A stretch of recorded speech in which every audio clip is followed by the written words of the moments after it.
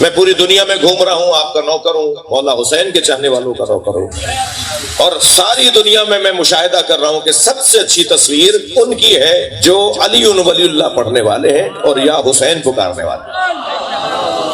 سب سے اچھی تصویر ان مسلمانوں کی ہے۔ اچھا چہرہ ہے حسینیوں کا، اور بہتر ہونا چاہیے، لیکن نسبتاً مقایستاً اگر دیکھیں گے تو ان کا چہرہ اچھا ہے کہ جنہیں امام حسین کی محبت کا اعزاز حاصل ہے، جنہیں اس ذکر کی فروغ کا اعزاز حاصل ہے، ان کا چہرہ زیادہ اچھا ہے۔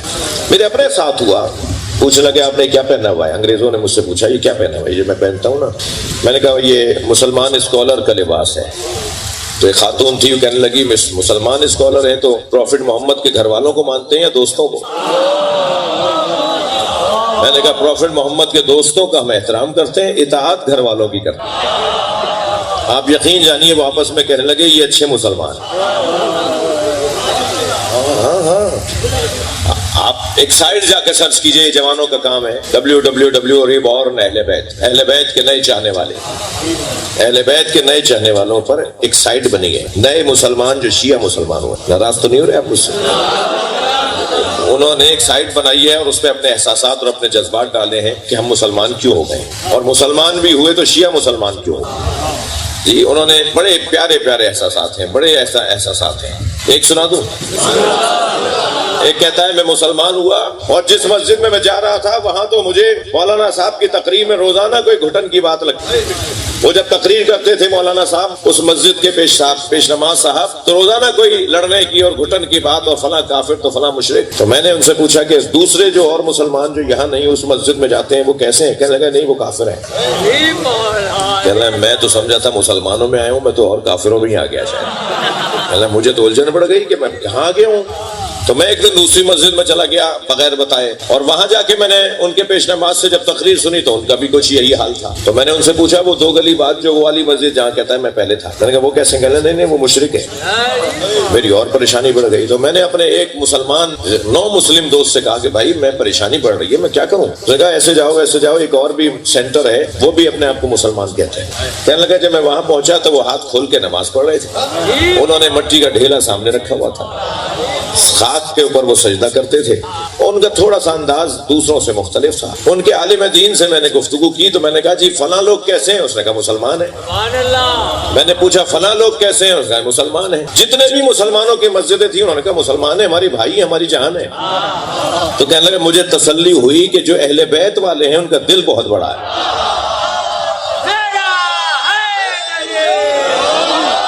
صلوات پڑھ لیں محمد و آل، صلوات پڑھ لیں محمد و آل۔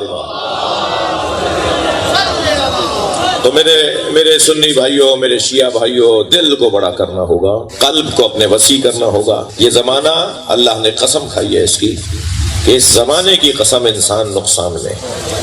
الا الذين امنوا وعملوا الصالحات وتواصوا بالحق وتواصوا بالصبر۔ 4 نکاتی منصوبے پہ عمل کرنے والا وہ ہے جس کو کہہ لیں کہ وہ کامیاب۔ عقیدہ توحید، تسلی دیجئے بچوں، آپ کو سمجھ میں آ رہی ہے میری بات؟ عقیدہ توحید، عقیدہ نبوت، عقیدہ ولایت علی، عقیدہ یعنی کربلا اور عزاداری۔ بغیر کربلا کے تو ہم ایسے ہیں جیسے ہیں ہی نہیں، بغیر عزاداری کے ہمارا تو ایسا جیسے کوئی مردہ مچھلی پڑی ہو۔ ہمیں مجلس میں لا کر بٹھاؤ تو ہماری زندگی بڑھتی، ہمیں حسین مولا کے ذکر میں بلاؤ تو ہماری صحت بہتر ہو جاتی۔ 4تھا عنوان ہماری زندگیوں کا ہے عزاداری امام حسین۔ 5واں عنوان ہے مہدویت۔ بچے کو پتا ہونا چاہیے کہ امام کی غیبت میں انتظار کا مطلب کیا ہے۔ اس بچے کو، اس جوان کو پتا ہونا چاہیے کہ ہم امام مہدی کا انتظار کر رہے ہیں۔ صلوات پڑھ لیں مولا کی ذات۔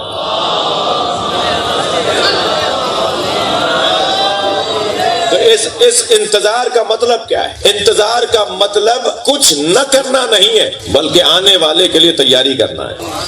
اس مجلس میں مجھ خطیب کو اگر آخر میں آنا تھا تو کیا آپ کو بھی آخر میں ہی آنا تھا؟ ایسا نہیں ہوا۔ ہم فرض کر رہے ہیں کہ اس مجلس میں اگر مجھ خطیب کو مثلا مجلس شروع ہونی ہے 2 بجے سے اور 4 بجے مثلا مجھ خطیب کو مجلس پڑھنی ہے تو میں تو 4 بجے آؤں گا نا، لیکن کیا مجمع بھی 4 بجے آئے گا؟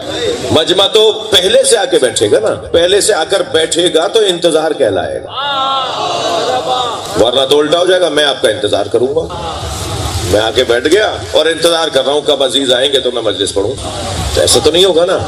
جب مؤذن اذان کہتا ہے تو پیش نماز مصلی پر پہلے آتا ہے یا نمازی پہلے آتا ہے؟ ایسا ہی ہے۔ کلاس اسکول جاتے ہوئے بچے، پہلے اسمبلی کے اندر بچے پہنچتے ہیں نا، پہلے کلاسوں میں سب جا کے بیٹھتے ہیں، پھر ٹیچر آتا ہے نا۔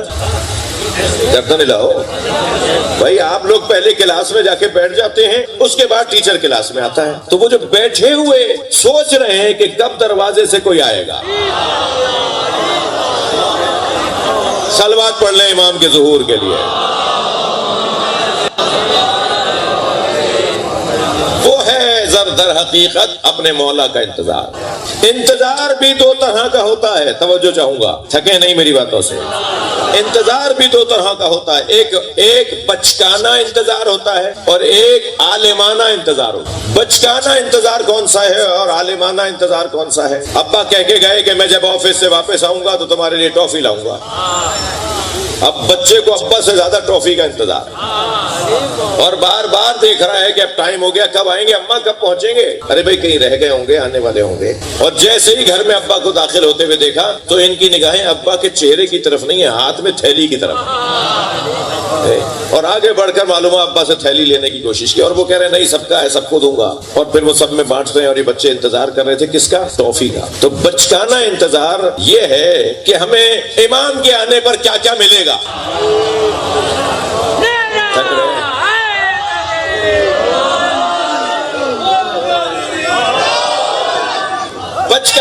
بچکانہ انتظار، لگاؤ جی جی جی، میں بھی لگاؤں۔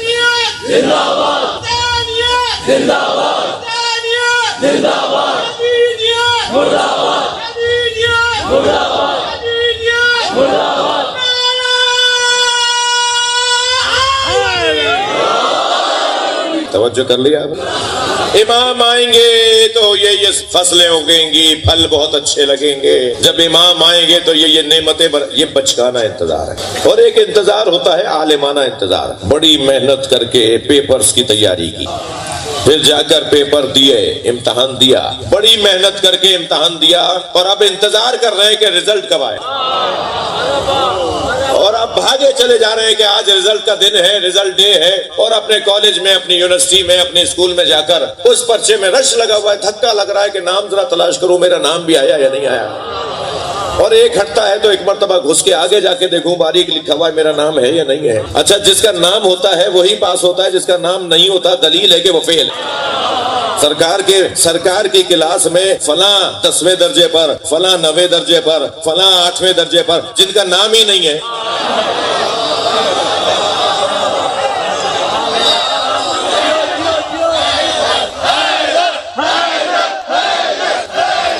صلوات پڑھ لیں محمد و آلہ۔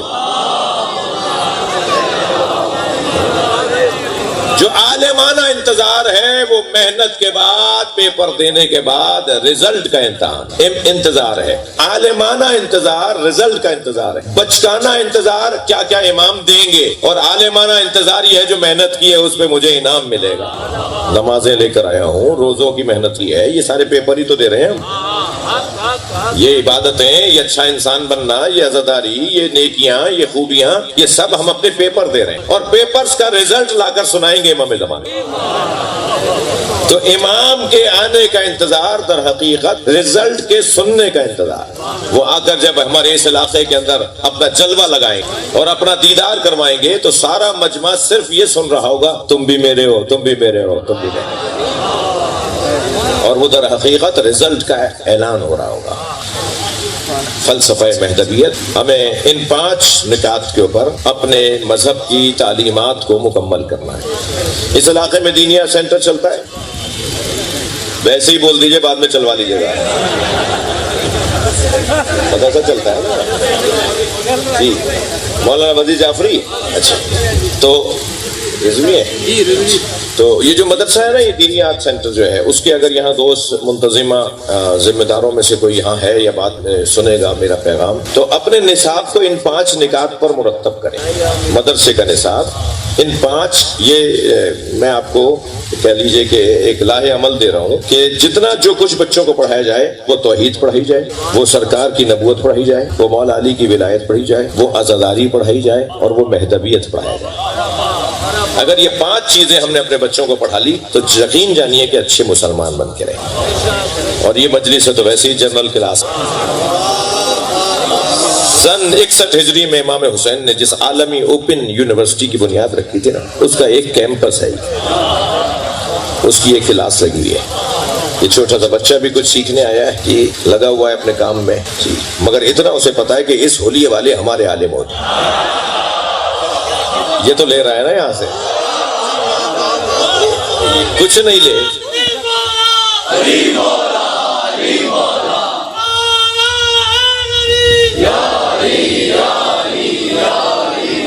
وہ بزرگ بھی آئے ہوئے ہیں، وہ ڈاکٹر صاحب بھی آئے ہوئے ہیں، وہ انجینئر صاحب بھی آئے ہوئے ہیں، وہ زمیندار بھی آئے ہوئے ہیں، وہ ٹھیلا چھوڑ کر اپنا مجلس سننے کے لیے، ابھی اتنا لمبا اسے نہیں بیٹھا ہوں جی، وہ بھی آیا بیٹھا ہے، سب آئے بیٹھے ہیں نا۔ در حسین پہ ملتے ہیں ہر مزاج کے لوگ، تھوڑا سا گردن ہلانا اگر مصرع اچھا لگے تو۔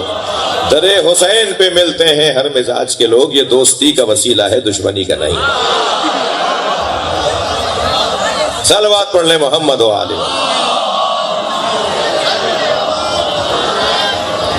اختر بھائی بہت اچھے انسان، ایک بہت اچھے باپ، ایک بہت اچھے بھائی، ایک بہت اچھے رشتہ دار، اور ساری خوبیوں میں یہ کہ ایک بہت اچھے انسان۔ میری 2-3 ملاقاتیں تصویر دیکھ کر مجھے یاد آئے، اور ایسے لوگ بہرحال اپنا کام کر کے چلے جاتے ہیں جی، اس دنیا کو وہ چھوڑ دیتے ہیں مگر اپنا کام پورا کر کے جاتے ہیں، اور یہ لوگ خوشبوئیں چھوڑ جاتے ہیں بچوں کی صورت میں، اپنے اولاد کی صورت میں، بھائیوں کی صورت میں۔ یقیناً یہ خوشبوئیں بنائیں گی، اور یہ سلسلہ آگے بڑھے گا، اور قصہ ختم ہونے والا تو ہے نہیں۔ انسان مر جاتا ہے، کردار نہیں مرتا۔ شاعر کہتا ہے کہ چھری کی دھار سے کٹتی نہیں چراغ کی لو، چھری کی دھار سے کٹتی نہیں چراغ کی لو، بدن کی موت سے کردار مر نہیں جاتا۔ انسان بدن مرتا ہے، اس کا کردار تو باقی رہتا ہے۔ بس اسی انداز سے مجھے اور آپ کو آگے بڑھنا ہے۔ اللہ ہمیں بھی ایسے ہی اچھے انداز سے جانے کا موقع عطا فرمائے۔ رہنا بھی ہنر ہے، اچھا رہنا، مگر اس سے بڑا ہنر ہے اچھا جانا۔ اچھے رہنے والوں کے لیے لازمی نہیں ہے کہ وہ اچھے جائیں، لیکن جو اچھا گیا ہے نا، خود بخود دلیل ہے کہ وہ اچھا رہا۔ مرنا جس کا اچھا ہے نا، زندگی خود اچھی ہے، لیکن جس کی زندگی اچھی ہے ضروری نہیں ہے کہ مرنا بھی اچھا ہے۔ لہذا قرآن نے کہا ہے وَلَا تَمُوتُنَّ إِلَّا وَأَنْتُمْ مُسْلِمُونَ، خبردار مت مرنا جب تک کہ مسلمان نہ رہ جاؤ۔ یعنی مسلمان مرنا ہنر ہے، مسلمان جینا ہنر نہیں۔ بہت سارے لوگ مسلمان زندہ رہتے ہیں مگر لعنت اللہ علیہ ہو جاتے ہیں، اور بہت سارے لوگ کچھ بھی نہیں ہوتے اور حور علیہ السلام ہو جاتے ہیں۔ ممکن ہے، اس لیے کوئی ضروری نہیں ہے کہ کسی کا ماضی اچھا ہو تو مستقبل اچھا ہو جائے، لیکن جس کا مستقبل اچھا ہے دلیل ہے کہ اس کا ماضی بھی اچھا ہے۔ کوئی ایسی نیکی تھی جس نے اس کو بڑا کر کے ایک سجا کر اس کی زندگی کا اچھا خاتمہ کروایا۔ تو عزیزو، اللہ کا معاملہ تو ہر شخص اپنا اللہ کے ساتھ تعلق کو خود بہتر جانتا ہے۔ آخری جملہ کہہ رہا ہوں، کسی سے نفرت نہیں کرو، کیا معلوم ہم اس سے نفرت کریں اور کل کو وہ ہم سے زیادہ اچھی جگہ جنت میں نظر آئے۔ ارے بھائی، ہم تو تمہیں برا سمجھتے تھے، تم اتنی اچھی جگہ پر کیوں ہو؟ کیا معلوم اس نے اپنے اللہ سے معاملات ٹھیک کر لی ہو۔ اور اللہ کے ہاں تو گنتیاں تو ہے ہی نہیں، اللہ کے ہاں گنا تو جاتا ہی نہیں، تولا جاتا ہے۔ اللہ کے یہاں گنا نہیں جاتا، تولا جاتا ہے۔ کون سی سبزی تول کے دی جاتی ہے، کون سی سبزی گن کے دی جاتی ہے، کون سا پھل گن کے دیا جاتا ہے، کتنے درجن ہے۔ درجنوں میں جو چیزیں بکتی ہیں وہ اور ہیں، اور جو وزن سے بکتی ہیں وہ اور ہیں۔ اللہ کے یہاں کیا ہوتا ہے؟ اللہ کے یہاں گنا نہیں جاتا۔ کتنے سالوں کی نماز لائے ہو یہ نہیں دیکھتا، کیسی لائے ہو۔ کیا معلوم کہ کسی کی 5 سال کی نماز کسی کی 2 رکعت نماز سے بھی کم ہو۔ اس لیے یہ فیصلے میرے کرنے کے نہیں، مجھے تو یہ کرنا ہے کہ میں کسی سے نفرت نہ کروں، ہر ایک سے پیار کروں، اور جس سے میں پیار کر رہا ہوں، مثلا اگر کوئی ہندو بھی ہے اور میں اس سے نفرت کر رہا ہوں، کیا معلوم کہ کل میں کچھ اور ہو جاؤں اور وہ ہندو مولائی ہو جائے۔ تو میں کیا دکھاؤں گا منہ؟ قیامت میں کیسے سنبھالوں گا اس مسئلے کو؟ اس لیے پیار کروں، محبت کروں، اچھا اخلاق پیش کروں، اور یقین جانیے عزیزو، اس کا مستقبل اچھا ہے جس کا اخلاق اچھا ہے، اور جس کا اخلاق برا ہے اس کا مستقبل خراب۔ تو میں بچوں آپ سے بات کر رہا ہوں، جوانوں سے بات کر رہا ہوں، بزرگوں سے مجھے دعا چاہیے کہ کسی سے لڑو نہیں، جھگڑو نہیں۔